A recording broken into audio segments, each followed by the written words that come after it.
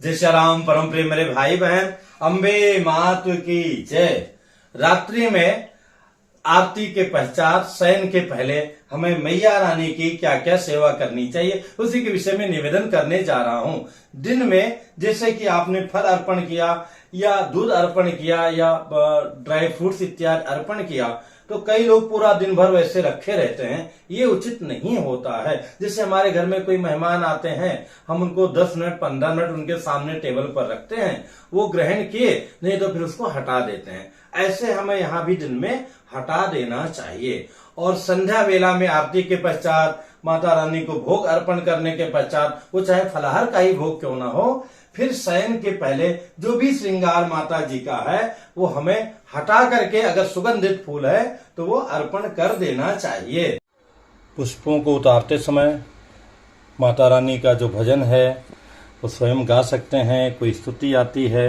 हर एक पुष्प उतारने के बाद माथे में लगा सकते हैं, अथवा समय की कमी हो तो सारा उतारने के बाद में पूरा का पूरा अपने माथे में लगा के, सूंघ के, हृदय में लगा के और बाद में फिर विसर्जन के लिए रख देना चाहिए। इसके बाद में यहाँ आना चाहिए। हर एक जगह से जहाँ जहाँ भी अर्पित है सब जगह से चयन कर लेना चाहिए। जैसा कि मैं पहले बता चुका हूँ। हाँ, अगर पुष्पों की कमी है तो जो बाउंड्री के पुष्प हैं उनको आप रख सकते हैं, लेकिन वो भी वहां से हटा देना चाहिए। और इस प्रकार से माथे लगा लेना चाहिए। माथे लगाने के बाद में एक जगह रख देना चाहिए। दीपक में जैसे आप देख रहे हैं घी है, तो घी ना बहुत कम होना चाहिए ना बहुत अधिक होना चाहिए। जैसे जैसे जवारे बड़े होते जाएंगे वैसे हमें सावधानी ज्यादा बरतनी होनी चाहिए। अंदर कम पुष्प अर्पण करना चाहिए, बड़े पुष्पों का चयन करना चाहिए अंदर के लिए। ये दोनों जो है ऐसे जगह पर्याप्त था तो हमने इसमें जो बो दिया कि माता रानी के आगे अच्छा लगेगा। हाँ, अगर एक आध दिन पहले मैं बोया होता तो शायद और भी सुंदर लगता, लेकिन चलो जो माता रानी की इच्छा। तो इस प्रकार से कपड़े से आप साफ कर सकते हैं। पूरे जगह पे जहां जहां भी माता रानी का स्थान है वहां लेकर के धीरे से बचाते हुए साफ करना बहुत ही अच्छा रहेगा। ये बत्ती का शेष भाग है जो अर्पित होने के बाद में इस रूप में आ गया। जैसे यहाँ भी थोड़ा सा है तो पूरा क्लीन करना चाहिए। क्लीन करने के बाद में फिर हमें सुगंधित पुष्प अर्पण करना होता है, लेकिन उसके पहले अच्छे से क्लीन हो जाए।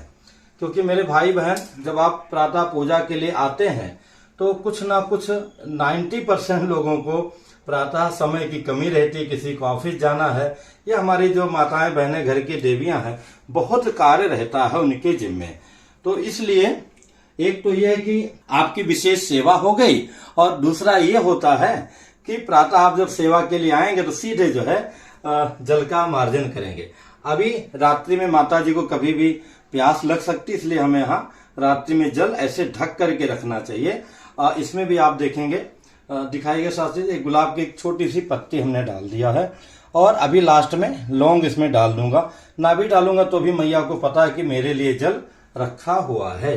अब और भाव है तो मिश्री वगैरह भी साथ में ढक के रख सकते हैं। इसी प्रकार से सुगंधित पुष्प है तो जैसा कि मैंने कहा था, एक बेलपत्र माँ के पास सदैव होना चाहिए। तो बेलपत्र मेरे पास माँ की कृपा से था, तो बेलपत्र हमने ऐसे यहाँ अर्पण कर दिया।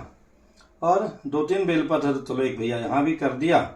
और ऐसे माता रानी को, अब यहाँ बहुत टाइट नहीं होना चाहिए, बहुत कंफर्टेबल होना चाहिए, इसका हमने ये ऐसे कर दिया। और अभी माता रानी भी अपने हिसाब से आगे पीछे कर सकती हैं, तो इसको ऐसे भी लगा सकते हैं। उसका धागा कम कर दिया था। और ये जो चंपा का पुष्प है जो मेरे मामा जी को, मेरी माँ को, बंगाली बाबा जी को और हम सबों को, स्पेशली मैया को बहुत ही प्रिय है, तो सुगंधित है इसलिए यहाँ पे रख दिया। एक पुष्प माँ के आगे यहाँ रख दिया। बाय चांस किसी को देना चाहें, ये भी माँ का ही रूप है, तो यहाँ भी रख दिया कि सुगंधित में पूरा वातावरण रहेगा। दूसरी बात, इन पुष्पों में भी आप देखेंगे ये लगा रहता है, तो भाव का ही मेरे भैया भाई बहन खेल होता है। तो ऐसे अगर ये लगा हुआ है तो इसका ये ढेपी निकाल करके हमें रखना चाहिए। यहाँ माँ को सुगंधी मिलती रहे, इसलिए बिल्कुल नजदीक में, पास में हमें सुगंधित पुष्प भी रात्रि में रख देना चाहिए। हालांकि दिल में ये भी बात आई कि ये माता रानी घर में हैं, घर की हैं, ऐसा वीडियो बनाना दिखाना उचित नहीं है। फिर मन में बात आया कि जो भी भक्त हैं चैनल से जुड़े हैं सब अपना परिवार ही मानते हैं, तो अगर ये देख करके किसी के मन में एक अच्छी भाव जग गई, समझ में आ गया, और इस प्रकार से हर व्यक्ति, मुझे लगता है मुझसे ज्यादा श्रद्धा उस व्यक्ति के अंदर है। मुझे बहुत अच्छा लगता है जब कई बंधु कहते हैं गुरुजी मैं दुर्गा सप्तशती का पाठ करना चाहता हूँ और उनको पता नहीं संस्कृत, तो लगता है कि ईश्वर ने हमें कुछ विशेष दिया है, पर उनकी भक्ति से भी में भी कमी नहीं है, शायद मुझसे 1000 गुना ज्यादा अधिक भक्ति है।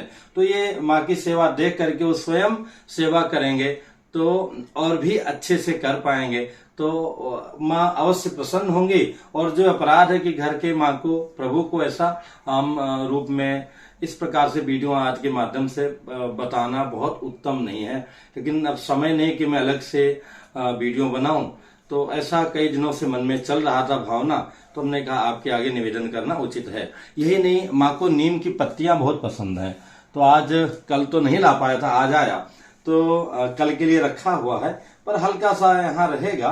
तो माँ को अभी चूंकि जवारे भी छोटे हैं तो ऐसे भी हमने यहाँ पे रख दिया। तो इस प्रकार से हल्का श्रृंगार, जैसे हल्का वस्त्र जो है पहनते हैं सोते हैं पहन करके, वैसे हल्का श्रृंगार, लाइट श्रृंगार होना चाहिए।